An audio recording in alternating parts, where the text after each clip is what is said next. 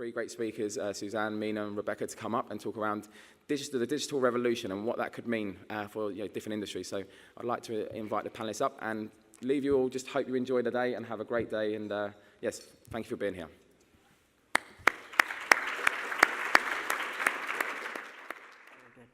I'm Rebecca MacKinnon. I spoke in a panel yesterday. Today, for this session, I'm your moderator. The title of this session is The Digital Revolution. How will it transform and impact your business and industry?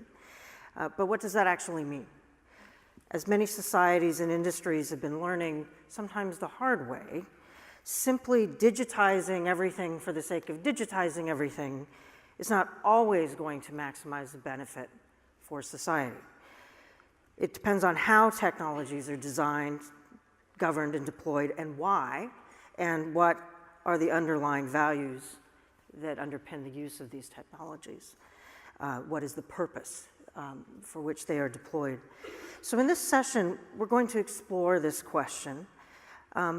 In deploying new technologies and digital systems, what are the issues that companies need to keep in mind in order to maximize their sustainability and contribute to the well-being of the planet and society? We have two speakers who are very knowledgeable and come from different parts of the industry, from different angles. We have Minna Aila, Vice President of Corporate Affairs for Nokia, a company that creates and builds the infrastructure of global digital connectivity that other companies increasingly depend on for their digital communications networks and platforms and data systems. So really, speaking from the infrastructure side of what everyone needs in order to really connect. And then we have Susanne Cadis, Vice President for Business Development of Datamaran, a much newer company than Nokia. And she represents a company that leverages big data techniques and also artificial intelligence to help understand and manage their non-financial risks. And so kind of looking at a very different layer of the digital revolution than we will hear from Nokia. But so we're going to have two presentations. We have actually until 10 o'clock, as far as I understand. So we'll have a lot of time for discussion as well.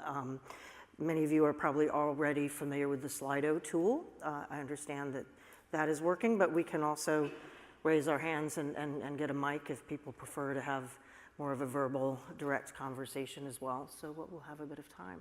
So without further ado, we'll invite Minna up to the podium to give her presentation. Thank you very much, Rebecca, and good morning to all of you. I'm not a big fan of podiums, but at least yesterday when I was sitting back there, I felt that it was easier if I could see the speaker, so I'm standing up. I'm wondering if I'm getting my slides up as well to get started. Maybe try the green button. Let's see. Those are mine. It was funny when Rebecca was saying about the age of companies, and we're talking about transformations today. Nokia is 153 years old as a company, and we've gone through a couple of transformations during our history, from actually starting in wood and pulp and moving to cables and electronics and mobile devices, of course, as you probably know, and today an infrastructure company. So while we're getting my slides up, I should probably tell a joke, but I don't have any good reserve of good jokes, so apologies for that. Actually, in this session, when we first discussed with Rebecca and Susie on what we're going to talk about, and of course the title of this session is really, really wide, and we felt that we probably want to narrow it down a little bit. So I'm really trying to offer you some reflections on what digitalization means for sustainability professionals, rather than trying to tackle the whole question on how companies become more digital, which probably would be a subject for a conference of its own. Okay, here we go. A nice view of Helsinki, Finland. Before we really talk about digitalization, I would like to say a couple of words about connectivity. Connectivity really is the infrastructure. And Nokia was for a long time known as the company that is building and building the connectivity, connecting people. The mobile phones was the business that we were in. But today we're really an infrastructure provider, connecting not only people but things, and really in the end connecting the world. As a side note, we are actually connecting the moon as well. We're building a network on the moon with Vodafone, so we have really high aspirations these days. But coming back to the Earth, it's not just the connections, it's really the intelligence in those connections that make all the difference. And that's what is going to transform all our lives and how we operate. Now, Nokia Bell Labs has estimated that by 2020, 5 billion people will be connected to the mobile internet. Connectivity really brings people huge benefits, and it can be a great equalizer in many ways if we use it right. It can give people better access to education, to better healthcare. It contributes to safety, safety at homes or safety in traffic. It significantly helps us make our planet more sustainable, saving energy in many different ways, also considering water use. So connectivity is very much enabler for all the 17 SDGs that we have been talking about here today and yesterday. And it ideally also will give us some time back. How many of you think that the pace of change today is faster than it has ever been before? Anyone? I definitely think that way. But actually, to look at it from a different angle, the pace of change will never be as slow again as it is today. That's pretty scary, isn't it? But I think that's where we are today. The pace of change will never be as slow again as it is today. And what that means is that we really need to be agile, we need to be really open, and we need to stay curious to understand what's going on in this world. Let me take one example. Let me take self-driving cars, automated traffic, which we all hear so much about. And it might be coming faster than we think. Do you know how many people die in car accidents every year? Any guesses? Globally? 1.3 million people die every year in car accidents, which is, by the way, double the amount of people that die of malaria every year. Another 50 million people are injured in car accidents every year. So 90% of car accidents are caused by human error. Should we be able to eliminate even part of those human errors in the world where we have automated driving, we will be saving hundreds of thousands of lives every year. We will also be saving millions of people from getting injured in car accidents. That's a pretty big impact. Now, then comes another point, another interesting fact. Most of organ donations today come from traffic accident victims. What happens if we don't have traffic accident victims anymore? This brings me to my first point today, which is really the holistic nature of this transformation that we're going through. We will be surprised. We will have these issues are so interconnected that we will not be able to always foresee the implications of some of these changes that are taking place.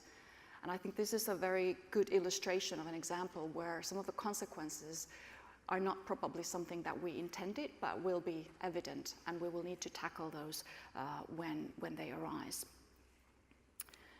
And take a very holistic view to these questions. So, my point number one, we will be surprised. And again, this emphasizes my advice to everyone to stay curious, look outside your industry, look what's going on in the world, try to learn everything that's happening, and try to think about what that means to your business, to your industry, to your life.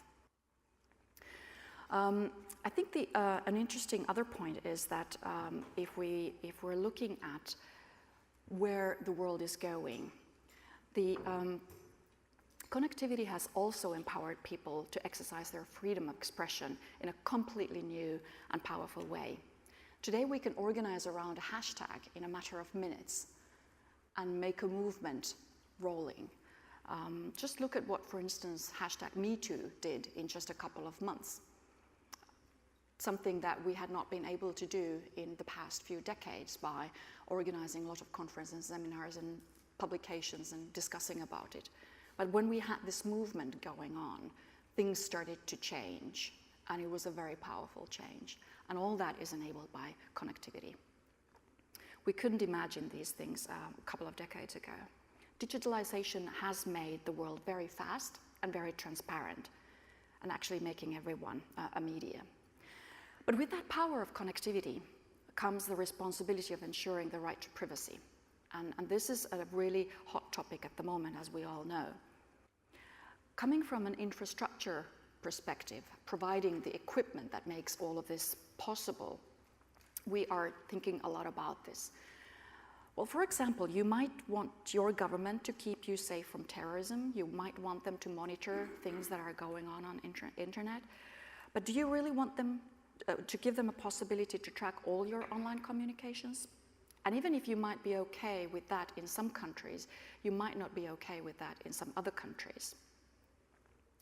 So where do you draw the line? How do you strike the right balance between the benefits of connectivity on one hand and the possibility of product misuse on the other? And this brings me to my second point. I think we are moving to a post-transparency era. And what do I mean by that? To build trust, it's no longer enough if you tell, report, and refer to policies and practices. You really have to show, and that's more important than what you say. So I'm trying to illustrate this thinking, taking a building. If transparency means that you have a building with a window and people can peek in through the window and see what's going on, in the post-transparency era, you really need to build walls of glass. You need to be completely naked, brutally naked if you wish. And through that kind of corporate nakedness, you can actually enable others to see also your limitations, which helps you to improve. People can point to your faults and point to your shortcomings and help you become better. And I think this is the world where we are moving to and where we really need to move to. I think sustainability professionals in this scenario really need to become the chief engagement officers and make their companies naked as they can. My third point also relates to trust. I think we're moving from the age of information to age of reputation. And what I mean by that, digitalization has really increased the amount of data and processing capacity with exponential speed. And there is so much information available to all of us that it's really difficult to form even an educated opinion, even if you're an educated person, because there is just such a wealth of data available today.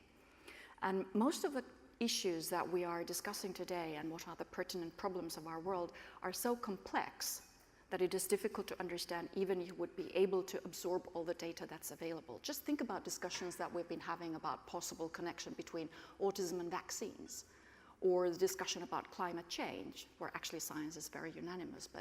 But you know, an ordinary person would not be able to go to each source and piece of information on these kinds of topics. So what we need to do is we need to rely on people we trust. If we think that science is probably a source of trust when it comes to climate change, we take a look at the most reliable scientists, and if 99% of them says climate change is real, then an educated, fact-based person probably would think that, well, it is a fact. But there are different approaches as well, as we very much know. But what does that mean for sustainability professionals? Again, companies must seriously focus on building trust. They need to become the trusted sources of information today. So you need to be seen as a reliable player in all these fields, and others need to be able to trust on your high ethics. This transforms the role of sustainability professionals in corporations, and you will need to understand what data your company has, which data is valuable, and how you can utilize it to turn yourself into a trusted thought leader. We're also moving to a post-compliance era. It's no longer enough that you comply with the law. You must also earn the reputation of doing the right thing, even if it would mean surpassing the minimum legal standards. Companies today are expected to take stands in the world that is very complex and ambiguous. So if you're expected to take a stance on a matter, so what do you believe in? Who calls the shots in your organization? Is there a person? Do you have a department for moral judgment? Probably not. But you as sustainability professionals might need to become that department of moral judgments, or you might be the one who needs to lead the process of that becoming part of how your company operates. If you're, you might need to also think about the use of artificial intelligence in this connection. Are you the person in your organization who takes the lead in discussion or initiating the discussion on how your company will use artificial intelligence? What are the ethical principles when you use artificial intelligence? Quite surprisingly, companies like Google and Microsoft, and only recently, very recently, I think Google published their principles on AI last week. But I think others will follow very soon, and I think it's a very healthy process to start in each and every one of your companies that are moving into this direction. So who is your chief ethical officer in these kinds of topics? Probably quite many of you have ethics and compliance officers who are talking about the conduct, the business conduct of people, whether you have corruption, what do you do to avoid bribery in your organization, that sort of topics. But when it comes to actually your business and how do you use digitalization and artificial intelligence in your business, who considers those ethical questions that are related to these developments? You might need to take a role there.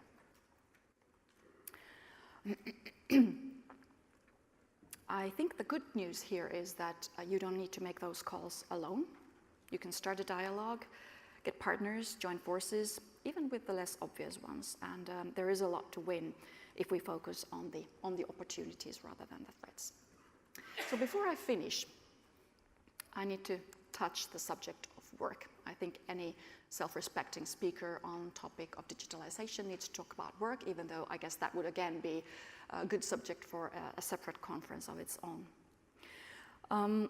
All previous industrial revolutions, like we know, have resulted in loss of jobs or tasks, and this fourth one is not an exception. However, new jobs will appear as well. Digitalization will also create new types of job markets and ways in which we organize around work. Will we still have corporations, companies in 20 years' time? Who knows? Maybe we will just have individuals who organize around a task or an issue or a problem and have it solved. And we might not need the structures of corporations anymore. So what does then this mean for sustainability professionals? In those businesses that will be heavily impacted, and I'm not referring to only robots replacing human labor or in manufacturing, but I'm also talking very much about specialist work in financial institutions. This is a trend that is very much already going on. It's also a lot of middle management jobs, jobs that require high education, not just the traditional manufacturing jobs that we have perceived that will be impacted. It will be a lot more. So those industries that will be heavily impacted, we need to be part of the dialogue. And I think many of big corporations have already started that dialogue. We need to get out there. We need to say that this is what's going to happen, but we want to be part of the discussion about what the solution could be. What are the tools that we could have available to tackle some of the impacts of this development? So be part of the discussion. Also, when we think about supply chains, we talked a lot about supply chains yesterday. What if it's not made of companies anymore? What if we are really moving very fast into this gig economy where you will just have individuals signing up for a job one day and the next individual signing up for a job the other day? How do you manage your supply chain in such a scenario? And my answer is you can't manage or control your supply chains anymore. You will need to actually empower them and incentivize them to do the right thing. And you will have a lot of digital tools to help you with that, but it will completely change the way you think about supply chains. So to conclude, I would probably like to just say that everything that can be digitized will be digitized. And not just because it's possible, but because it will make a lot of sense. And this will mean a lot in our profession, to our companies, to our societies, and most of it will be good. but some of it will not. And we need to identify what is not good early on so that we can work on those issues together. So everything that can be digitized will be digitized, and I think this builds a good bridge to the next speaker, who will really talk about the importance of data and what sustainability professionals can do with that data. So thank you very much.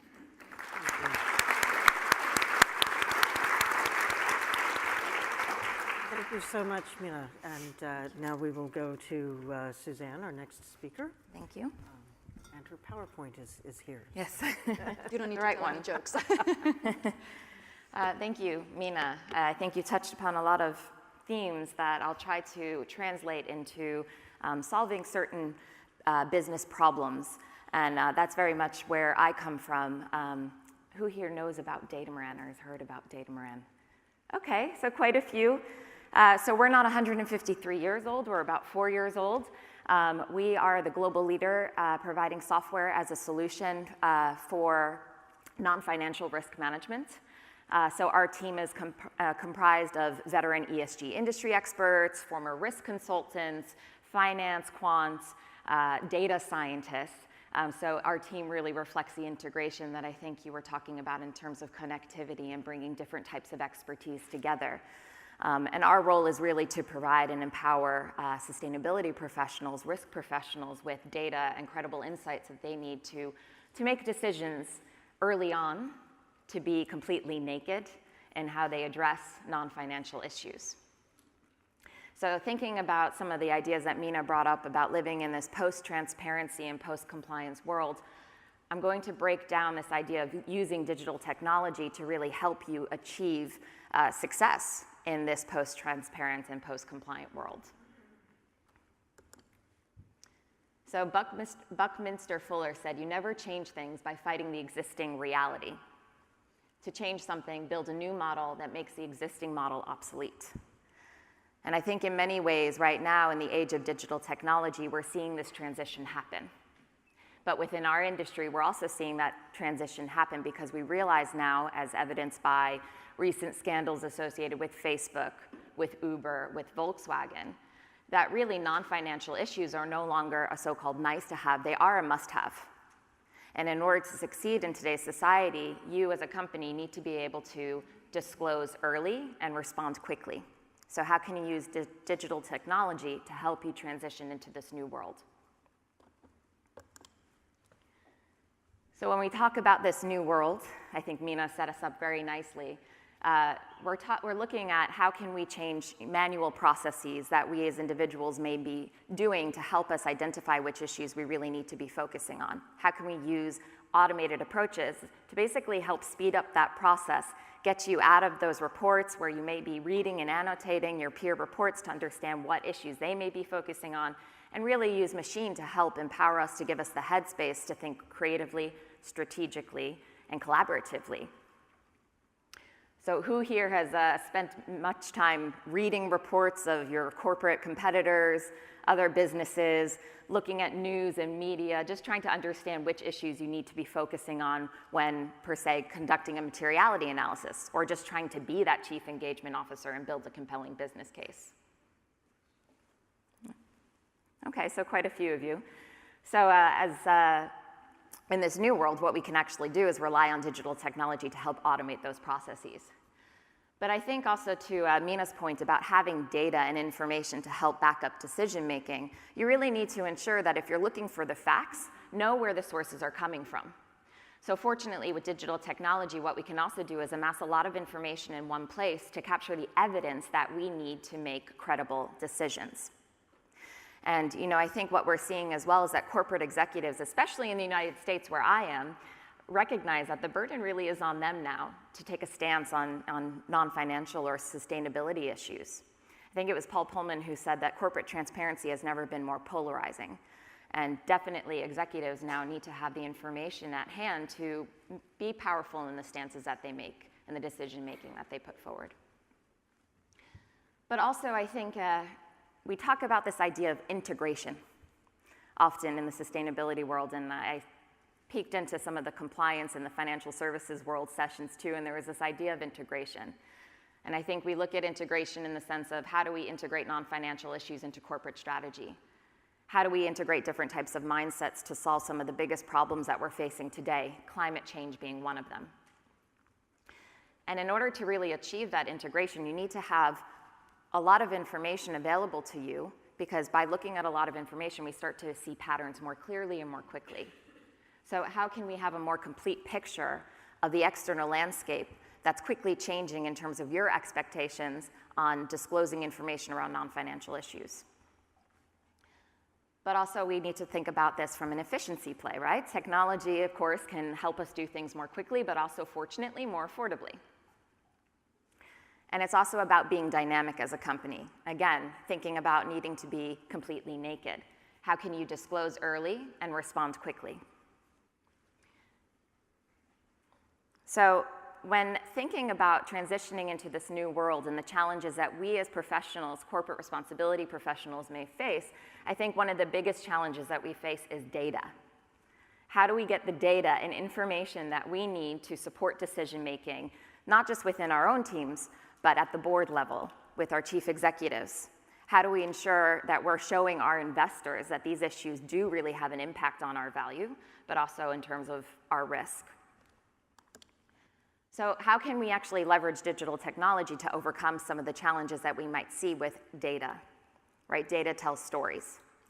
And fortunately, in the corporate responsibility world, I think a lot of the data that we put out there is narrative information. So I used to work with the Global Reporting Initiative, GRI, supporting and helping companies disclose information around sustainability issues. And that's a highly caloric process. It's extremely time-consuming. And a lot of times I would hear corporate responsibility professionals say, but who's actually reading our reports? Well, fortunately, we are, and we're using a machine to do that. And in all of that narrative information, there's actually quite a lot of valuable information that we can pull to better understand how your company is addressing certain issues, how other companies are addressing certain issues. So trying to overcome some of these challenges in terms of data availability, data quality, and comparability, what we can do now is actually leverage digital technology to mine some of that narrative information from multiple sources to give you a more complete view, but also to better understand how companies are behaving around non-financial issues.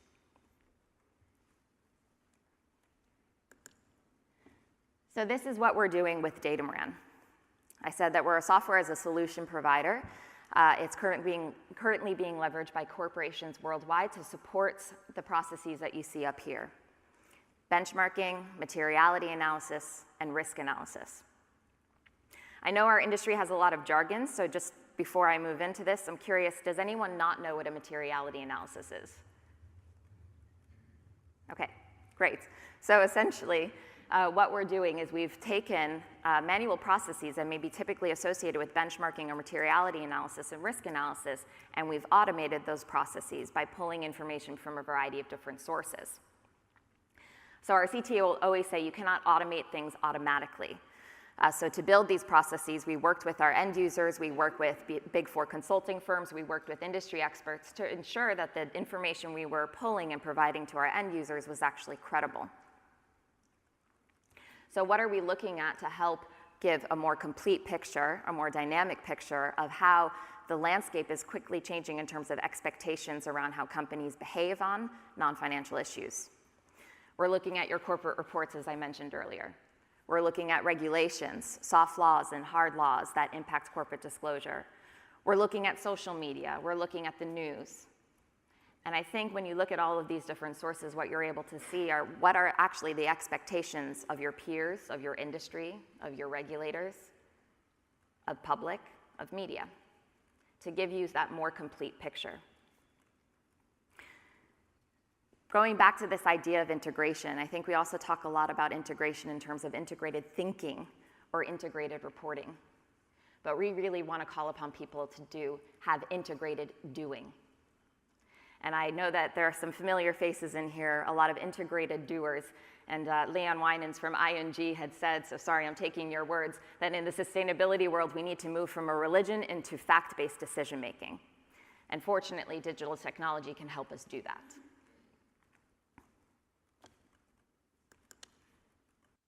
So just to give you an example, some of the companies that we're working with and the benefits that they've seen by leveraging digital technology to support these processes, I really think it's about being strategic. So how do we ensure that we're putting credible information in front of decision makers that need to be at the table thinking about these issues? A good example today is the task force on climate-related financial disclosures. Is anyone in the room thinking about this right now at their companies? How to embrace the expectations and requirements from the TCFD? Okay, some. I know we had some workshops on that. But I think the TCFD is a very good example showcasing that we need to have different types of thinkers at the table actually addressing the risks and opportunities associated with non-financial issues like climate change. So we can use that materiality analysis and the data that we pull from that materiality analysis to really drive that conversation internally at the boardroom with the C-suite. But also it's about taking that leap forward and being someone who can be successful in this post-transparency and post-compliance era. Again, having a pulse on what are the expectations of regulators, your peers, social media, the public, the news, and really using that to take a leap forward so you're not getting stuck in the weeds of actually doing a materiality analysis and reading all of those reports, but you actually have the information available to you to use that to drive conversations. So Minna was saying we can all convene and gather around hashtags today. And I think us at Datamaran, really our call to action is to push forward this hashtag of integrated doing. So today, and maybe from reflections from the day before, if you really feel that you're capturing ideas that will help you achieve integrated doing, so moving from reporting and thinking into actual doing, I encourage you to use the hashtag integrated doing. It's something that we'll be following at Datamaran. It's something that we're going to be putting forward. And I think we have a lot of integrated doers here in the room, and I look forward to talking a little bit more about how digital technology can help us get there.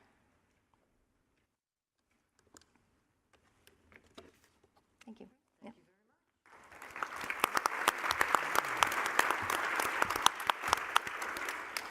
So I'm going to ask a couple follow-up questions while everybody in the room thinks about what questions you want to ask. And again, you can use the Slido tool.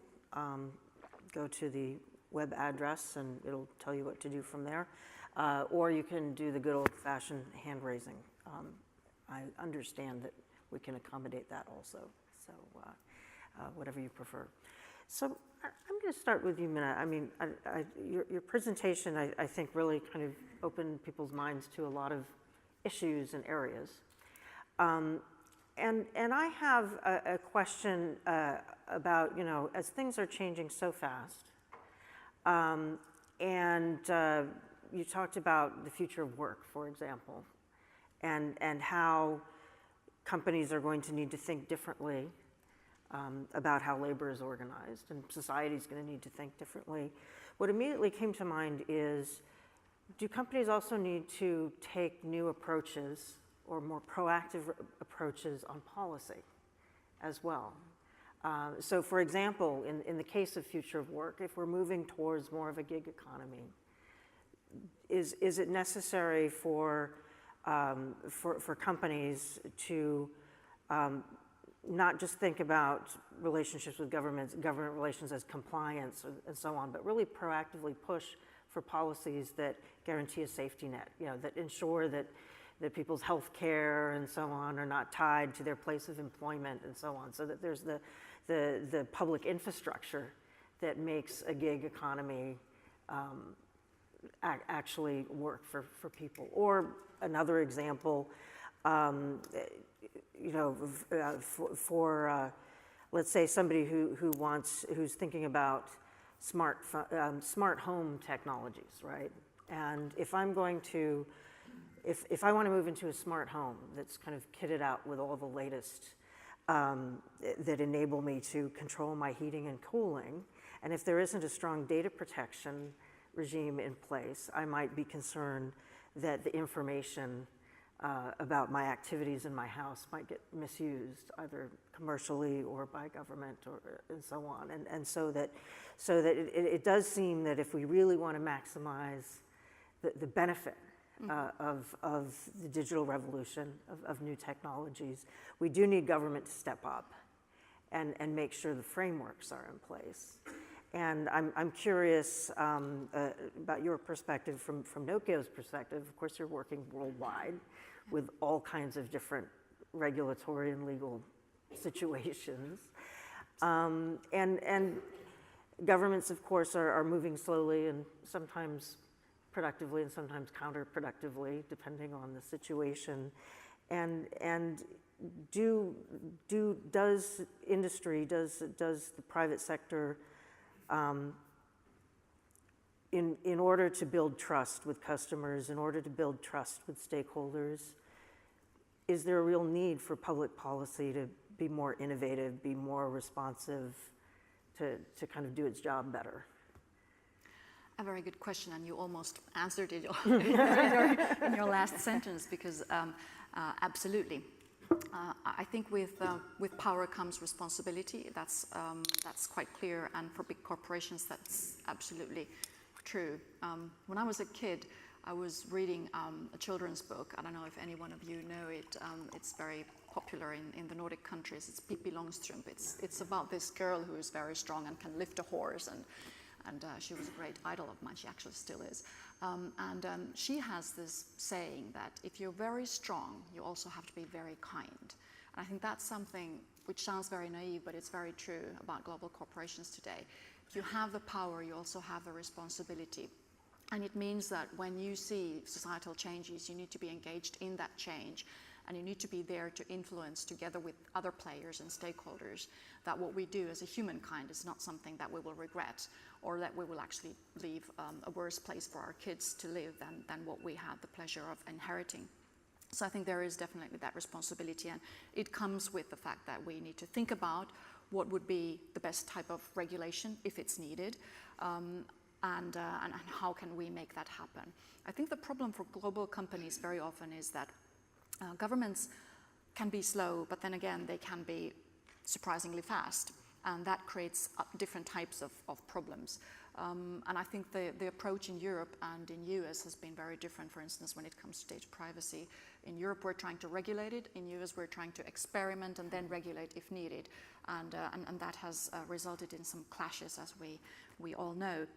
I think one example of areas where some national governments have moved pretty quickly is, for instance, on modern slavery. In UK, that's a good example because you're the front runners in this area.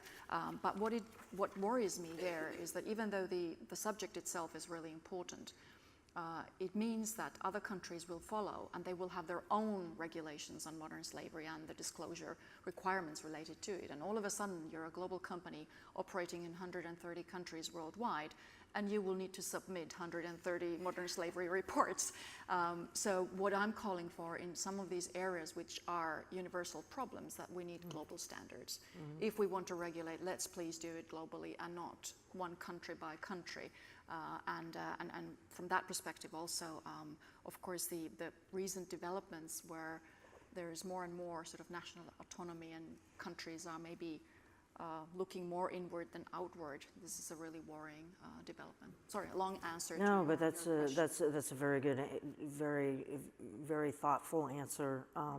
If I could just add on to that as absolutely, well. Please do. You know, I think in terms of having companies be at the table thinking about creating these standards, if we look at non-financial disclosure as an example, a lot of the standards are so-called voluntary standards. Mm-hmm. But what we're seeing in tracking regulatory expectations in this environment is that there are now over 22 times the amount of mandatory disclosure requirements on non-financial issues globally. So looking at some of those voluntary standards and seeing how companies actually integrate that into their own decision making, I think is one way for companies to influence public policy as well. Absolutely true. I really agree with that. Yeah, which leads me to a question for you, Susanne, about, I mean, your ability to kind of collect, synthesize, analyze, spit out the data that people need depends on kind of what's out there to begin with, what the raw materials are. And is there a challenge if companies are sort of, the data that they're producing is all in different formats, using different terminology for different things? Doesn't that make it harder for the algorithms, the artificial intelligence to make sense of things? And then also it occurred to me as you were talking as well, I come from a journalism background, and certain companies are covered much more thoroughly than others. Some companies are covered a lot in English, and other companies are maybe only covered in some other languages primarily. And depending on what's going on and what the company is, maybe the coverage, maybe there's less negative coverage about a company in a market where it's operating, even if there are a lot of problems, because the media is not free in that particular country. Or the journalism isn't very good around some issues and better around others and so on.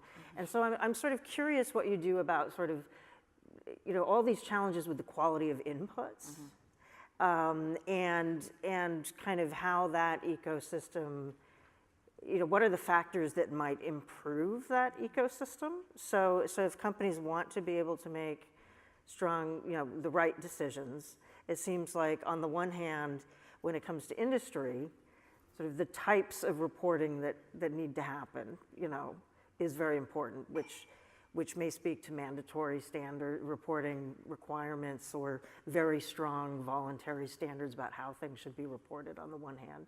But then also the importance of kind of robust media, right? Robust independent media that's actually producing factual information globally, so that companies can really have a clear picture of what's going on from kind of independent sources. I'm sort of curious, it's a broad question, but this is what was sort of coming to mind as you were speaking, as the quality of inputs must be very challenging to gauge.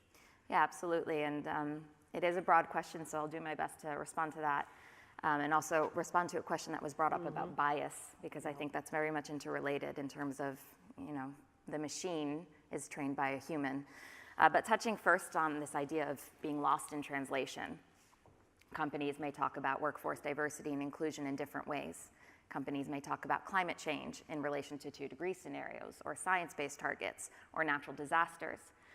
Fortunately, with technology, what we're able to do is create a taxonomy that's very dynamic.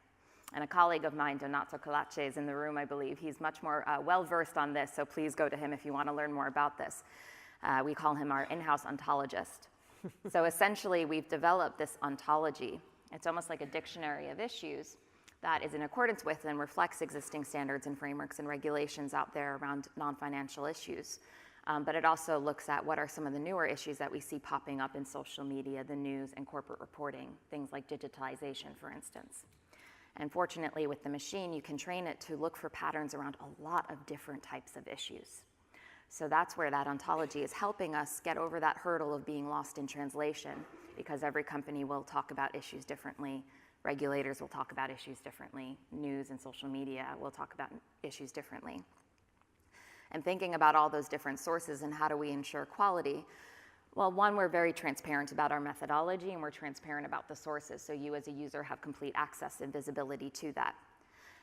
This is also getting to the point of, will the machine replace the human? I don't think so in this case. Really, the power is where you have the human and the machine working together. But really what the machine can do is process a lot more information that we as humans can and provide more accurate insights. So keeping in mind, where is this source information coming from? Which digital news sites, which social media sites, and also putting more weight potentially on certain sources when you're considering of doing a materiality analysis or risk analysis. So really seeing those sources almost as proxies for different stakeholder opinions, and of course taking those opinions with a grain of salt. But that's where you as the in-house experts can have information more readily available, so you can start to think in a more collaborative way with a little bit more headspace. Thank Old you. truth still prevails, crap in, crap out. Exactly. Exactly. Exactly. Yeah. What you put in influences what comes out. So going to Slido, and I'm going to try and, despite the lights in my eyes, keep an eye out for hands popping up. The most popular question has to do with let's see if I can read it properly. You know, post-transparency and corporate nakedness on the one hand, fake news on the other hand. How come we see both phenomenons at the same time? You know, which is, you know, we have more and more transparency, more and more facts, but more and more sort of fake disinformation and kind of weaponization of information as well, and how we balance that. Yeah. I think it's really it really comes down to the ability to absorb information and be critical about it. And in the end, I think it's really about people's ability to have that critical eye that is needed. So it comes to the level of education. I think the better general education a nation has, the better its citizens are prepared for this era where all the data is there and they just need to pick what they consider is the most factful, if that is their approach to life in general. So I think it's really a reflection of this how should I put it? This society where trust is so important, that we understand who are the trustful sources, and learning by having a wide educational background, the curiosity that is needed to estimate what information is trustworthy and what is not. But it is very much true. It is, you know, the two sides of the same coin. Which speaks again to the interests of corporations in solid public policy, you know, with well-funded educational institutions and all of that kind of thing. Are there any hands popping up here? Continuing on that, I think there was a recent study by World Economic Forum where they had estimated the readiness of people to fall into this trap of fake news, and they found a very strong correlation between those nations who had very high education level to the nations that are least vulnerable to fake news, or for instance tweaked elections and stuff like that. Right. Yeah. No, that's a really important point. So I'm going to skip the question about bias in AI, because you I think answered it pretty well. We can come back to it if people want to push on it further. But going to Minna again, but I think it would be also good to get Susanne's take on this. You know, what do you see as the biggest risk in the rush to embrace digital, and what is Nokia doing to kind of mitigate risk? You know, I think this is really a question about, you know, be it risk assessment, risk mitigation, when you're deploying a new technology or going into a new market or doing something new or doing something, continuing to do something, but the environment changes, you know, politically, socially, you know, or otherwise. How are you managing and anticipating and mitigating risks? I think it's really hard to name the one biggest risk, because it really depends from one company to another, and even for us, I wouldn't be able to really point my finger to what would be the biggest risk. And I'm not sure if this is really a rush. I think it's an evolution that is inevitable, and we need to just learn to live with it. I think two aspects come to my mind. The first is really to be thoughtful. So you need to understand what you're doing and what the implications might be. So you need to build these different scenarios and think about, you know, if A happens, what follows, and what is our reaction if B happens, if C happens, and be really thoughtful about it. And the second point is to be really agile. So you try something, and if you are in doubt, if it doesn't seem to be the right thing to do, you need to be very agile. You need to be able to fail fast, as the, you know, popular saying goes. And stop and do something else instead. So I think those are kind of the ways in which you need to understand how you are part of this industrial revolution. And then when it comes to things that Nokia is doing, let me just give one example. When we talk about, for instance, climate change, Nokia itself is not a big emitter. Our emissions are insignificant. But what really matters is the energy efficiency of the networks that we provide for our customers. So our footprint is very small, our carbon footprint is small, but the handprint of our customers is very big. So what we can do in helping to optimize those networks and make them a lot more energy efficient is something that we are really committed to. And we were the first telecommunications vendor that actually committed to science-based targets. And we are very much in that debate. And we have a pretty bold and ambitious target, which is not really in our hands, but it's really that we want to minimize the handprint of our customers. So we need to work very closely together with them to make our goal happen in the future. And I think that's the kind of mindset that companies need to make, that they really need to look at areas where they have the biggest impact and concentrate on that. Yeah. And that's very much done by digitalization, by the way. So we learn more and more on how the networks operate, and we get that data. And when we get that data and mine that and optimize, the energy savings that follow will be pretty incredible. And we're already producing carbon neutral base stations using also solar power wherever that's possible to compensate. So that's coming. Yeah. And Susanne, on a related note, I'm just curious, because you're looking at what companies are reporting, but you're also looking at controversies and other things out there. Is there any gap between kind of companies reporting around risks and what the kind of issues and kind of controversies and problems are that are coming out in the public domain?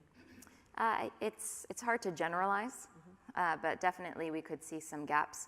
I think one of the interesting things is to see that newer issues like digitalization is something that we see being talked about frequently in the news, and less so within corporate reports, because it's sort of this mega trend where I think a lot of senior management at businesses are really trying to understand, okay, what do I actually do to seize the opportunities associated with digital technologies, to Minna's point. And I think there's research from McKinsey that shows digitized companies actually have faster revenue growth and productivity than their non-digitized peers. So we all know that digital technology is good for business, it's good for productivity. Of course, there are risks associated with it. So, at the end of the day, I think companies right now are really trying to just keep a pulse on what's happening in that external landscape. Because it is quickly changing in terms of the regulatory expectations and expectations from the public and your employees and different types of stakeholders out there. So use that digital technology to actually help keep a pulse on what's happening in the external landscape and to be agile.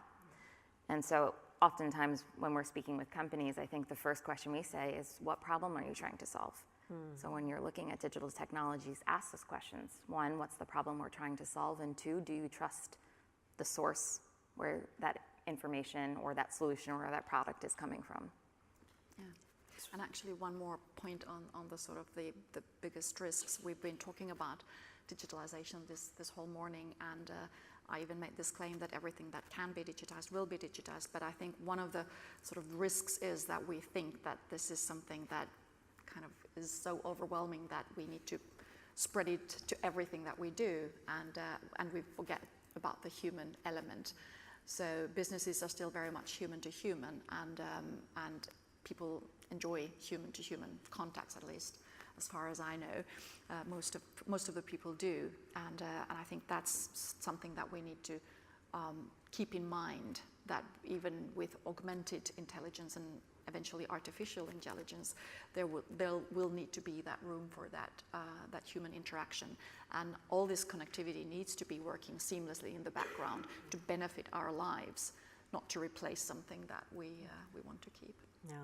There's one question that was aimed at Datamaran, but I think is really for both of you, and that will be our final, I think, wrap-up question.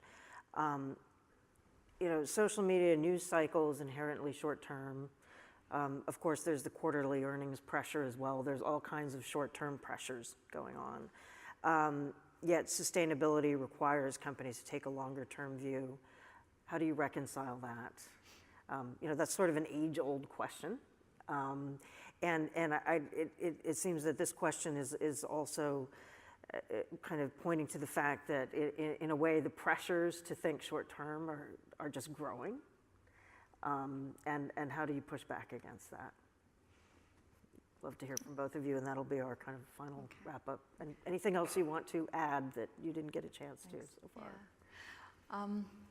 I've also worked in communications for quite some time, and I think there is this saying, I don't know how it translates into English, but today's news is tomorrow's fish wrap paper, basically, back in the days when we actually still had newspapers. And I think it's the same thing today with the social media. The cycle is just faster. So you have these little storms that come up in social media.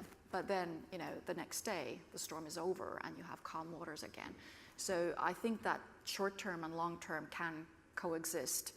You need to have long-term ambition, you need to have long-term goals, and then you need to tackle the short-term questions along the way. And how you deal with them is that you try to bring these short-term issues and topics and put them in the context of the more long-term issues that you're solving and you want to be part of.